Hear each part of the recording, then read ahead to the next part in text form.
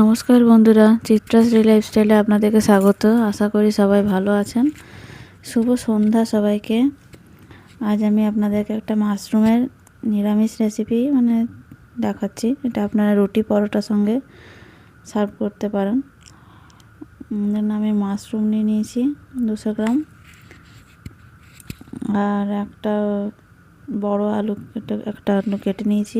আদা, টমেটো, কাজু, একটা ক্যাপসিকামকে বড় বড় করে কেটে নিয়েছি কিউব করে, একটু দই নিয়েছি, আর গরম মশলা, গোটা গরম মশলা, 5 ফোড়ন, তেজপাতা, শুকনো লঙ্কা ফোড়নের জন্য নিয়েছি। আমি প্রথমে কড়াইয়ে চাপিয়েছি, একটু সামান্য তেল দিলাম, হালকা করে মাশরুমটা ভেজে নিচ্ছি। মাশরুমটা এই জন্য ভেজে নিচ্ছি যে একটা মাশরুমটা যখন দেওয়া হয় সবজিতে একটু জল ছাড়তে থাকে, তো তার জন্য একটু ভেজে নিচ্ছি। দিয়ে জলটা বেরিয়ে যাবে, তারপর জলটা ফেলে দেবো, দিয়ে মাশরুমটা তুলে রাখবো, জলটা ফেলে দেবো। আমি অনুরোধ করছি পুরো রেসিপিটা আপনারা দেখুন আমি কিভাবে বানাচ্ছি। যেমন আমি 3টে টমেটো নিয়েছি, আর আদা নিয়েছি, আর কাজু নিয়েছি, এটা আর কাঁচা লঙ্কা একসাথে বেটে নিচ্ছি, ওটা মশলা তৈরি করে নিচ্ছি। আর এদিকে আমি মাশরুমটা আমার হালকা ফ্রাই হয়ে গেছে, জলটা বেরিয়ে গেছে, আমি জলটা ফেলে দেবো, মাশরুমটা তুলে নিচ্ছি। আমার সমস্ত সাবস্ক্রাইবার বন্ধুদের অনেক অনেক ধন্যবাদ আমার পাশে থাকার জন্য। আপনারা আমার পুরো রেসিপিটা দেখুন এবং আপনারা অবশ্যই বাড়িতে বানিয়ে দেখবেন কেমন লাগছে লাগলো। আপনারা খেয়ে কমেন্ট বক্সে আমাকে জানাবেন। খুব সহজেই হয়ে যায় রেসিপিটা, খুব একটা ঝামেলা নেই। রাতে রুটি পরোটার সঙ্গে খাওয়ার জন্য খুব সুন্দর একটা সবজি। আমি আবার কড়াইটা ধুয়ে নিয়ে কড়াই চাপিয়েছি, তেল দিচ্ছি। দেখুন আমি অনেক বেশি তেল দিয়ে রান্না করি না, যেগুলো খুব প্রয়োজন না হলে। গোটা গরম মশলা দিলাম, আর 5 ফোড়ন, তেজপাতা, শুকনো লঙ্কা দিলাম। গোটা গরম মশলার মধ্যে আছে লবঙ্গ, এলাচ, দারচিনি, এটাই আছে।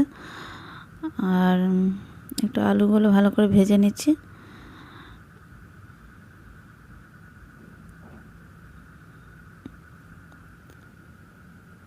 আমি নুন হলুদ দিয়ে ভালো করে আলুটা ভেজে নেব। নুনটা পরিমাণ মতো দিয়ে দিচ্ছি।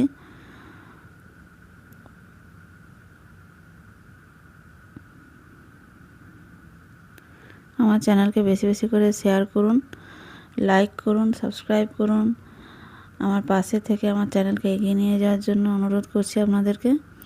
হালকা ঢাকা দিয়ে দিয়েছিলাম আলুটা ভেজে ভেজে সেদ্ধ করার জন্য। ভালো করে ভাজা হয়ে গেছে। আমি যে মশলাটা বেটে রেখেছিলাম সেই মশলাটা আবার দিয়ে দিলাম।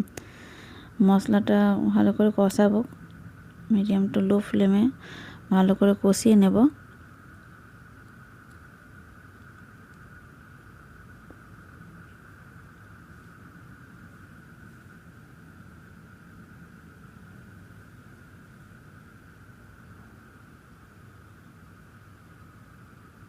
এই যে ঘরে থাকা বেসিক ইনগ্রিডিয়েন্টস দিয়েই মাশরুমের এই তরকারিটা তৈরি হয়ে যায়। এগুলো এখন প্রায় মানুষের বাড়িতেই থেকে থাকে। যে জিনিসগুলো দিচ্ছি আমি এর মধ্যে একটু ক্যাপসিকামকে বড় বড় করে কেটে নিয়েছি, কিউব করে কেটে নিয়েছি, দিয়ে দিলাম। এবার শুকনো গোটা জিরে গুঁড়ো, ধনে গুঁড়ো, এগুলো সব দিয়ে দিচ্ছি আমি 1 চামচ করে, ছোটো চামচে। আর কাশ্মীরি লঙ্কা গুঁড়ো। এই রেসিপিতে আমি কি কি দিচ্ছি এবং সেগুলো পুরো ডেসক্রিপশন বক্সে দেওয়া থাকবে। আর সবসময় আমি একটা কথা বলি যে আপনাদের পরিবারে যতটা পরিমাণের প্রয়োজন সেই হিসেবে আপনারা সব ইনগ্রিডিয়েন্টসগুলোই দেবেন। মাশরুম, আলু, ক্যাপসিকাম বা মশলার ক্ষেত্রেও যা যা দিচ্ছি সেগুলো সব আপনাদের নিজের বাড়ির পরিবারে যতটা প্রয়োজন সেই অনুযায়ী দেবেন। কম বেশি সবটাই করতে পারেন। মাশরুমটা আমি যেটা ভেজে রেখেছিলাম, মাশরুমটা আমি দিয়ে দিচ্ছি এটাতে।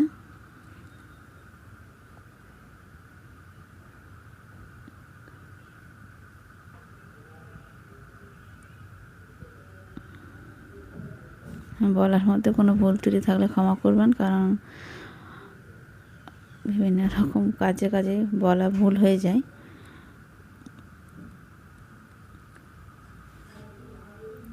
এই যে একটু দই দিয়ে দিলাম।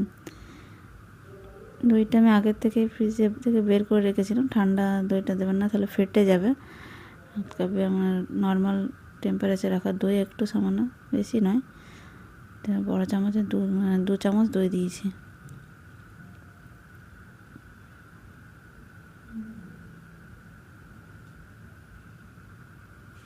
ভালো করে কষিয়ে নেব এটা।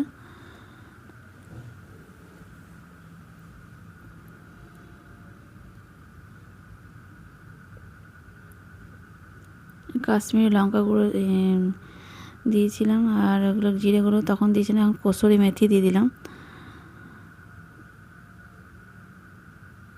কসুরি মেথিটা একটু বেশি পরিমাণে দিয়েছি আমি, সেন্টটা ভালো উঠবে বলে।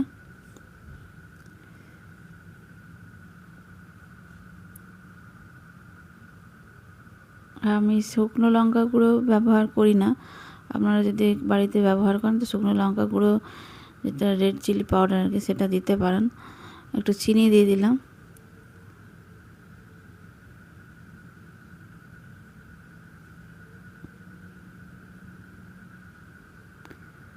আমি পুরো রেসিপিটা লো ফ্লেমেই করছি, মিডিয়াম টু লো ফ্লেমেই করছি, কমে আছে ভালো করে কষিয়ে কষিয়ে।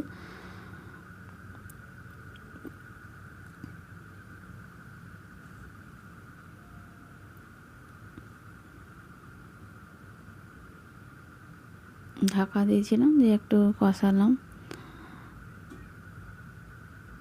এখনও আমি আলাদা করে জল দিইনি, জল একটু দেব লাস্টে, দিয়ে সবজিটা সেদ্ধ করতে দেব।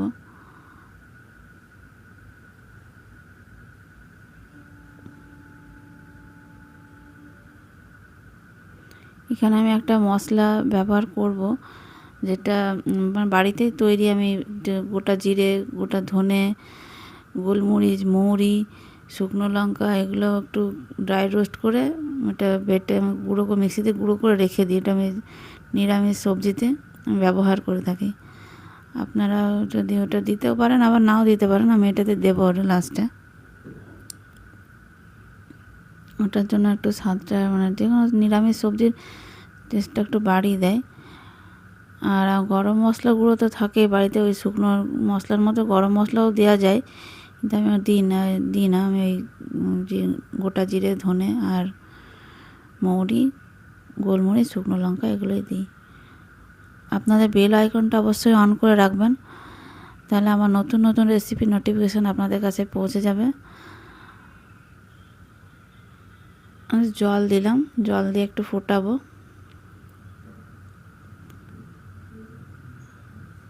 আপনারা অবশ্যই বাড়িতে বানিয়ে খেয়ে দেখবেন, আমার কমেন্ট বক্সে জানাবেন যে আপনাদের কেমন লাগলো এই রেসিপি। কাঁচা লঙ্কাটা ওপর থেকে শেষে মুহূর্তে দিচ্ছি, তাহলে একটা সেন্ট ভালো ওঠে বলে, কাঁচা লঙ্কার সেন্টটা ভালো লাগবে সবজিটার মধ্যে।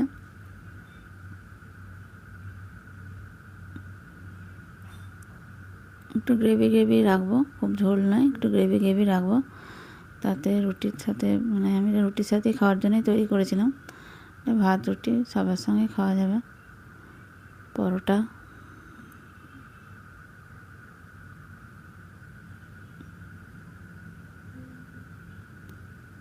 আমি যে মশলাটা বললাম তৈরি করে রেখেছিলাম, সেই মশলাটা দিয়ে দিলাম। একটু গরম মশলা দিয়ে দিলাম, আর একটু আমি বাটার দিয়েছি লাস্টে, জাস্ট একটু ফ্লেভারের জন্য। আপনার বাটারের জায়গায় ঘিও দিতে পারেন, আমি একটু বাটার দিয়েছি।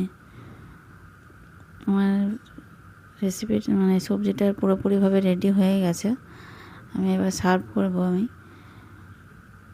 আপনারা ইচ্ছে করে এটা ধনে পাতাও দিতে পারেন একটু কুচি করে লাস্টে, আমি ধনে পাতা দিইনি।